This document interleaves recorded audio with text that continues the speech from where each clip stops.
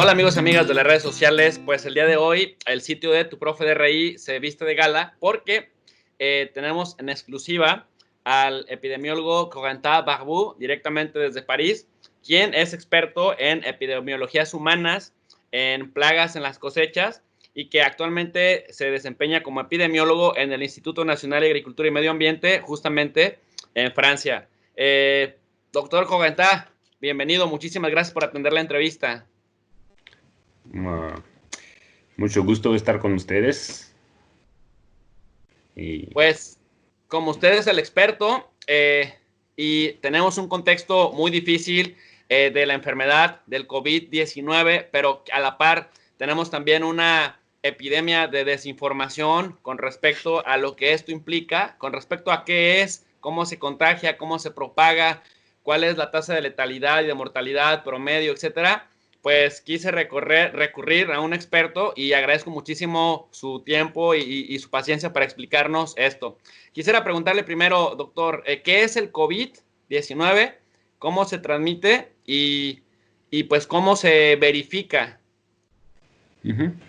Pues la primera cosa es que el COVID es la enfermedad causada por un virus que es de la familia grande de los coronaviruses y que el nombre del virus en sí mismo es SARS-CoV-2.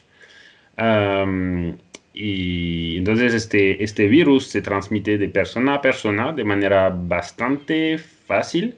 Se estima por muchas personas que la transmisión, cada persona que contrata, que desarrolla el virus puede infectar como dos o tres personas antes que sane, cuando no se toman muchas medidas. Entonces es una tasa de transmisión bastante alta. Se transmite, puede ser probablemente un poco por los aerosoles, cuando estornudas, le pones gotitas así en el aire, y entonces eso puede contaminar las personas que los reciben. Entonces, más o menos lo peor que puede pasar es que alguien que estornuda y te da así una gran cantidad de virus. Por eso también se insista en cuidar mucho de estornudar en su codo, de lavarse las manos también, porque vas a tocar cosas y el virus se mantiene muy bien en muchas muchas Superficies. cosas. Sí, como en los plásticos, por ejemplo, se puede quedar infeccioso docenas de horas. También en la madera se puede mantener, en el acero, en el cobre un poco menos, pero así te puedes infectar tocando cosas. Por eso es importante lavarse las manos para evitar que después de tocar algo te tocas la boca o la nariz o los ojos y ahí va a pasar el virus. Doctor, ¿cuáles serían los factores de riesgo del COVID? Y una pregunta, cuando una persona se enferma o cuando una comunidad se enferma, ¿qué porcentaje de la población no va a mostrar síntomas y tal vez se le quite solo el COVID? Pero, ¿qué va a pasar con los que sí se contagian? ¿En qué porcentajes estamos hablando? Sí, entonces hay dos preguntas muy distintas atrás aquí. Los factores de riesgo, cuando ya tienes la enfermedad, que se está desarrollando el virus y te sientes mal, esos los factores de riesgo para pasar de esa fase a, a morir, pues es la alta tensión arterial, um, los problemas pulmonares y el diabetes. Desafortunadamente son cosas que se encuentran en todos los países y particularmente en México. Entonces, si tienes todas esas cosas, cualquier sea tu edad, tienes más riesgo, pero es un riesgo que aumenta más o menos de 50% tu probabilidad que, que no pasa tan bien, pues. Pero el factor de riesgo más reconocido, más claro, es la edad. para decir una cifra así, más o menos, si tienes menos de 20 años, tienes una probabilidad 1000 veces menos de morir si te enfermas que si tienes más de 80. ¿Ok?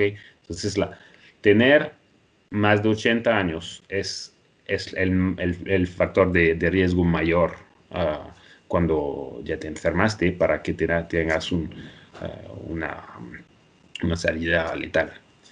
Entonces, eso es la primera parte de la pregunta. La segunda parte de la pregunta, que era cuál es la tasa de mortalidad, es muy difícil contestar, pero es interesante ver cómo se reflexiona, porque si hay muchas cifras ahora que estudian el virus en grupos, por ejemplo. Por ejemplo, en las casas especiales para personas de edad mayor, como hay mucho en Francia. Y entonces, en ese tipo de ambiente, si el virus empieza a entrar y que las personas no cuidan mucho, ahí va a tener una tasa de mortalidad muy alta. Si es como que sería de varios por ciento, dependiendo de la edad de las personas. Si es como en un hospital o en un lugar donde hay varias personas de todas edades, más o menos con una estructura mediana que se puede encontrar en el mundo, la tasa de mortalidad sería como de 1.5% de la población. En personas de más de 80 sería más como 7% de la población. Es muchísimo porque imagínate que de 12 personas que tienes, vas a tener una que se va a morir. ¿Ok? Si tiene más de 80 y se va a morir específicamente de este virus. Entonces, si aplicas estas cifras de mortalidad, contando que las personas de México son más jóvenes que, por ejemplo, en Europa, vas a contar que podemos tener en México como 500,000 muertos, lo que es muy alto. Afortunadamente, eso no va a pasar. ¿Por qué? Porque no es así que nada pasa. Hay personas que no van a desarrollar el virus, ¿ok? Simplemente ellos no se enferman. Cuando contaba 1.5%, es 1.5% de las personas que sí van a desarrollar el virus. Pero hay personas que no lo desarrollan. Pasa para todas las enfermedades, para unas muy poco, para otras mucho, pero y eso no se sabe muy bien cuál es la parte de personas que sí se desarrollan algo o no. Otra cosa es que nuestros cuerpos, nuestros mentes reaccionan. Entonces, cuando ya sabemos que la muerte está andando ahí, no vas a abrazarlo al amigo del amigo del amigo, le vas a decir hola de lejos. Y eso es muy bien, y esto también pone una distancia y le hace más difícil al virus de hacer muertos. Y la última cosa, obviamente, es que los gobiernos imponen reglas como prohibir el transporte, lo que también limita la propagación del virus. Hay también una parte que es que los virus, para poder transmitirse, necesitan de tener suficiente personas que no son inmunizados todavía en la población. Es decir, que si yo ya he tenido el virus, yo voy a desarrollar una inmunidad y esa inmunidad va a hacer que no me voy a enfermar otra vez.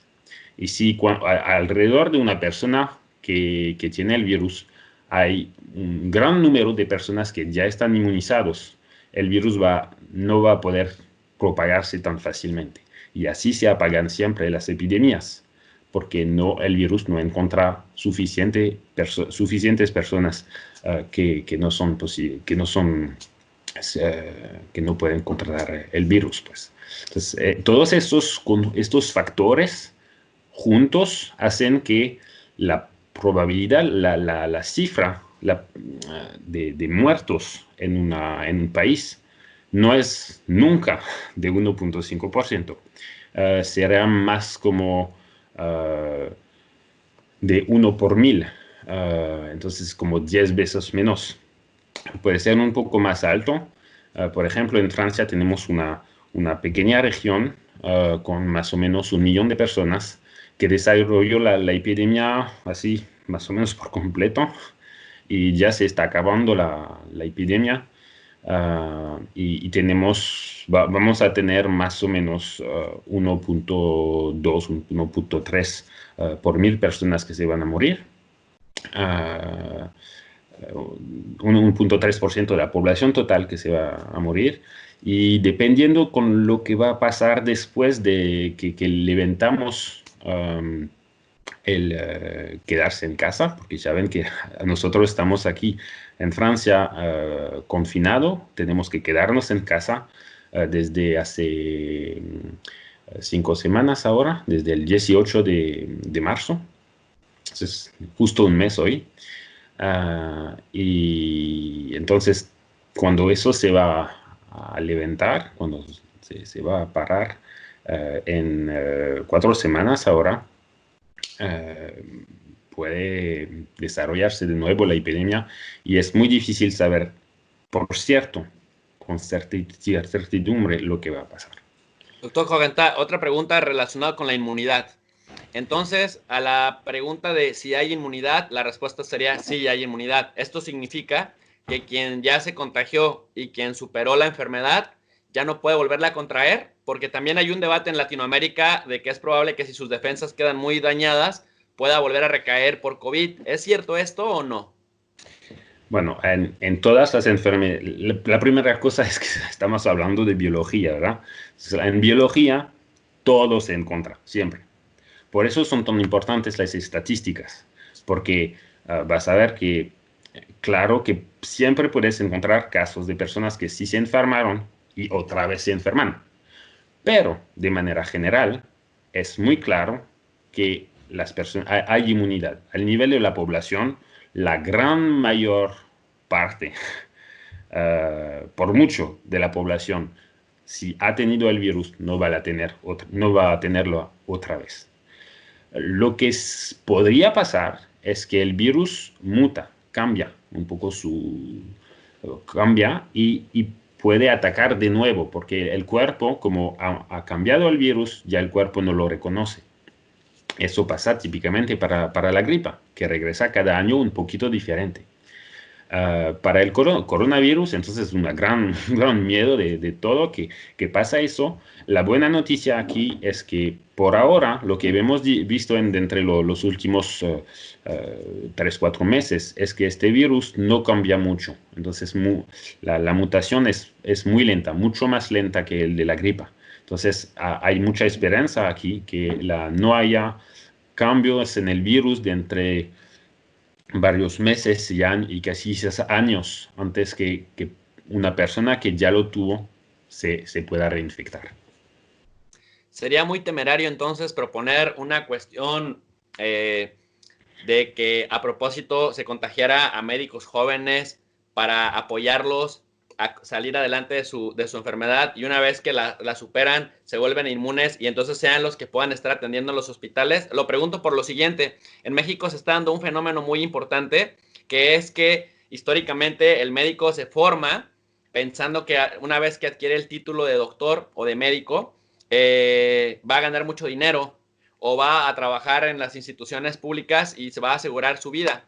Entonces, pensando en esto, hay muchos médicos que ya tienen de una generación de más de 55, 60 años, que en cuanto empezó a hacerse latente en México la posibilidad de esto, empezaron a pedir su amparo para que lo sustituyeran médicos más jóvenes y poderse retirar para disminuir los riesgos de mortalidad. Y entonces las instituciones encargadas de enfrentar en primera línea el coronavirus empezaron a quedarse sin médicos, porque muchos se fueron amparando y fueron prácticamente rehuyendo, porque decían que en los países latinoamericanos hay poco equipo para para todos y entonces el riesgo de contagio es alto. Y en segundo lugar, pues hay una generación de médicos que han estado con sus plazas desde hace muchos años, que se han movido muy poco y que entonces se arriesgarían a morir inmediatamente si se contagian o a pasarla muy mal, como ha sucedido, por ejemplo, en Ecuador. A eso iba mi pregunta, pero me parece que políticamente también sería como muy criticable, ¿no? Desde los derechos humanos, proponer que un equipo de médicos jóvenes en estas circunstancias se contagiaran a propósito para curarse, después generar una comunidad de inmunidad y estar al frente atendiendo estos casos. ¿Qué piensas al respecto como epidemiólogo, doctor Pues Cogentabajú? sí, yo nunca había escuchado de esa polémica en México, pero son cuestiones difíciles, pero creo que son tiempos difíciles también y hay que preguntarlas. Am, y la primera cosa es como hablemos de derechos humanos y de poner la vida de uno mismo en riesgo, porque siempre hay un riesgo. Incluso hay médicos jóvenes que se murieron ya del COVID. Ah, yo creo que de todos modos no se puede imponer, forzar una persona a sanar otras personas. Hay una incompatibilidad profunda ahí. Um, Eso siendo dicho, yo creo que hay claramente una dimensión de riesgo con la edad que se debe de tomar en cuenta, pero también hay otra dimensión que quizás de cual no hable tanto, es que muy probablemente, no hay seguridad, pero muy probablemente por lo que hemos visto en otras enfermedades, la enfermedad puede ser más o menos grave si recibes más o menos viruses al inicio. ¿Ok? Es decir, que cuando alguien te tosa así en la cara, te vas a enfermar con muchísimo virus y la probabilidad que desarrollas una enfermedad grave va a ser más alta. En cambio, si tomas todas las medidas, barreras esas de tener una máscara en un ambiente medical de hospital, es importante que los doctores se protejan, que todo el personal médico, incluso el personal que no es médico, pero que trabaja en el hospital, sean bien equipados para protegerse. Eso es lo importante porque ah, si no se protegen bien, se exponen a recibir dosis muy importantes porque están así con los enfermos todo el día, todos los días, todas las semanas. Entonces, la probabilidad que reciben mucho virus es muy importante, hay que protegerlos muy bien. Entonces, segunda cosa que quiero decir. Hay que dejar mucho libertad a las personas y llamar a las personas con su sentido de responsabilidad frente a la sociedad como médicos. La segunda es que hay que hacer todo lo que se puede para que se puedan proteger bien. Um, y una vez que eso ya está puesto, quizás también podemos empezar a pensar verdaderamente si los médicos jóvenes van a trabajar más.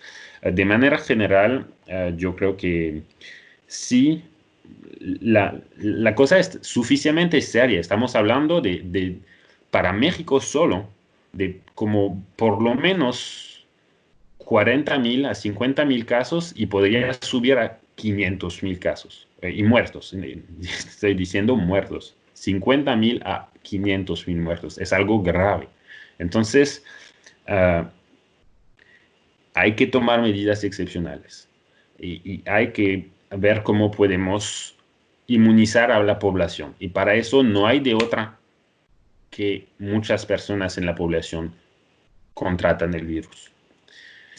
Porque no se puede esperar una vacuna, va a tardar demasiado.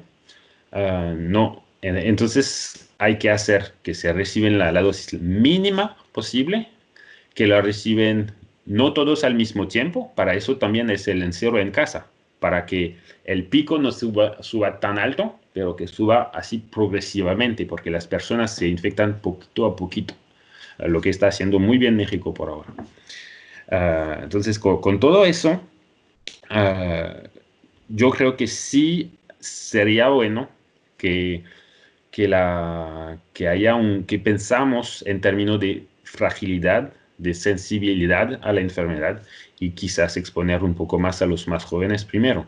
Es más o menos lo que ha pasado en Francia, no tanto para los más jóvenes, pero para lo que va a pasar para parar el quedarse en casa. Uh, Vamos a abrir primero las escuelas primarias y secundarias, pero no las universidades. ¿Por qué? Porque primero permite a unas personas de quedarse en casa, pero también los niños casi no arriesgan nada en esa enfermedad. Y los papás de niños que están en primaria todavía son jóvenes, entonces arriesgan poco. Pero los papás de los que están en la universidad ya están más de edad mayor. Entonces ellos sí arriesgan mucho. Entonces si están en contacto con sus hijos, puede pasar muy mal el asunto. Entonces vemos que en esa regla un poco particular, que es de la primera y secundaria regresar a clase, pero no los más ancianos, los que están en la universidad. Se piensa un poco en el gobierno francés, aunque no lo dice abiertamente, no tan abiertamente. Yo creo que se piensa un poco en esa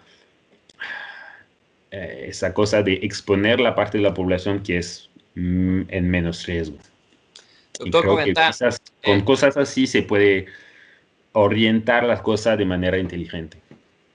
Con respecto a esto último que mencionas, Estados Unidos tiene ahorita una polémica muy importante a la tercera semana de abril del 2020, porque el presidente Trump ya quiere reabrir la economía, le solicitó a los gobernadores de los diferentes estados de Estados Unidos que bajo su criterio pudieran ir abriendo, reincorporando a la sociedad a la economía, pero resulta que Estados Unidos ya va por los 700,000 contagios y ya tiene 35,000 muertos y no parece que hay una salida pronto. Parece que todavía no alcanza su pico de contagios máximo. Esto augura una catástrofe, si mal no estoy. Y por el contrario, México estamos a punto de declarar la fase 3. ¿Qué medidas se implementan en la fase 3? Y si se saliera de control la fase 3, el pico de contagios, ¿qué pasaría en la fase 4? ¿Algo parecido a lo que está sucediendo en Estados Unidos? No entiendo bien lo de la fase 4, pero lo que está claro en Estados Unidos es que hay varios estados y los diferentes estados no están al mismo paso. El estado de Nueva York ya avanzó mucho en la epidemia, está más o menos al nivel de países de Europa como Francia, Italia, España. Entonces, en este estado están sufriendo al máximo ahora, pero va a bajar bastante rápido ahora, de entre 1 o 2 semanas. Pero otros estados casi no han sido tocados. Y también hay diferencias de edad, otra vez, de entre los estados. Florida, que es bastante viejo, arriesga muchísimo aquí. Nueva York quizás menos. Entonces, probablemente van a aceptar o no los gobernadores de aplicar las medidas federales dependiendo de lo que está pasando a ese momento en su estado y también dependiendo del riesgo que hay para su población. Ahora, si puedes explicar un poco o reexplicarme tu pregunta sobre la fase 3 y 4. ¿Qué pasa cuando falla la fase 3?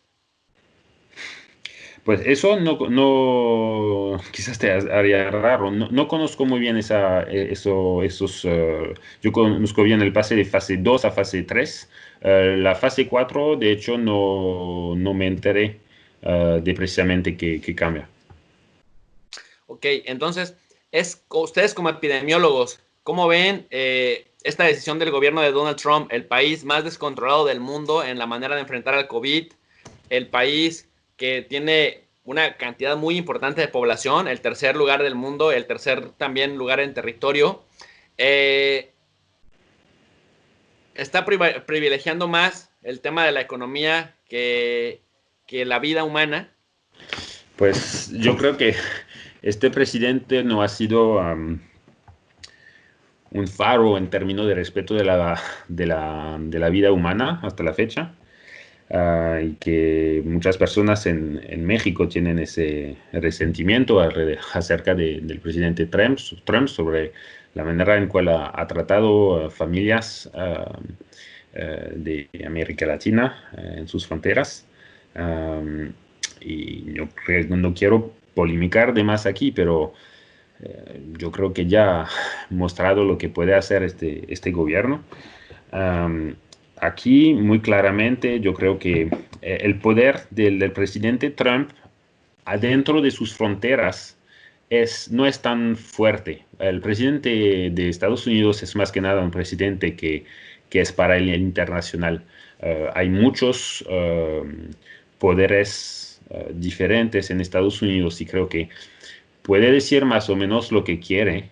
Al final tiene pocas maneras de enforzar un nuevo impulso en la economía de Estados Unidos, y yo confío en los gobernadores de estados para tomar las decisiones que sí se requieren en sus estados. Parte de la gravedad, doctor Cogentá, de esto es que además no solamente pide que relajar la emergencia sanitaria, sino además va a retirar parte del financiamiento que le da a la Organización Mundial de la Salud al acusarla de ser cómplice de China, de estar avalando progresivamente la medicina natural o naturista china, y por otro lado, también de ser cómplice de que no fue tan claro o tan transparente la manera en la que China fue revelando sus cifras reales del avance del COVID. Ustedes como epidemiólogos en Europa, ¿qué piensan acerca del papel de la Organización Mundial de la Salud en este contexto? Pues yo creo que hubo una organización que fue muy clara que eso era un peligro grande, y era la Organización Mundial de la Salud. Yo creo que fue un poder importante, a veces un contrapoder, porque lo vemos con el presidente Trump, pero creo que a diferentes niveles se ve más o menos en todos los políticos del mundo. Parar a la economía como se ha hecho es una decisión muy difícil. Y si no hay un contrapoder como la OMC, que es independiente de cada gobierno y que puede decir, estamos yendo a la catástrofe, estamos faltando algo muy importante. Entonces, yo estoy completamente, yo soporto totalmente la OMC ahí. Yo creo que es un contrapoder muy importante. Ya ha sido no atacado, pero su papel ha sido relativizado un poco por grandes fundaciones como la de Bill Gates, que impuso a impulsar muchísimo dinero en la investigación y y a cambiar quizás un poco las prioridades al nivel de la salud mundial, porque tenían tanto dinero que invertir. Yo creo que hoy más que nunca hay que soportar a la OMC, porque hace un muy buen trabajo, y en ese caso particular ha sido un trabajo de alerta que ha sido muy importante para hacer que los gobiernos reaccionen de manera adecuada. En ese contexto, pensando que la Organización Mundial de la Salud es la máxima autoridad y también la máxima organización coordinadora de las políticas públicas de salud, y también pensando en que presenta indicadores, avances de investigación, etcétera, también se encarga de verificar qué tan fiables son las cifras de los gobiernos o cómo los gobiernos comunican sus cifras y cuál es su nivel de confianza, doctor Cogentá. Pues no, no puede decir tanto como hace su trabajo la OMS en esto de checar las cifras de los gobiernos, pero sí puedo hablar un poco de la confiabilidad, de en qué se puede confiar en las cifras los gobiernos. Lo que hice yo en particular es de estudiar las cifras de Francia. Básicamente hay dos maneras de checar qué cifras son buenas. Se puede checar, o tres, se pueden enviar personas a checar lo que está pasando en el terreno. Y esto lo ha hecho la OMS, OMS en enero, han enviado una misión allá y pues creo que han checado más o menos lo que está pasando y ayudó mucho a subir el nivel de alerta a nivel mundial. La segunda, pero aún eso no puede controlar todo.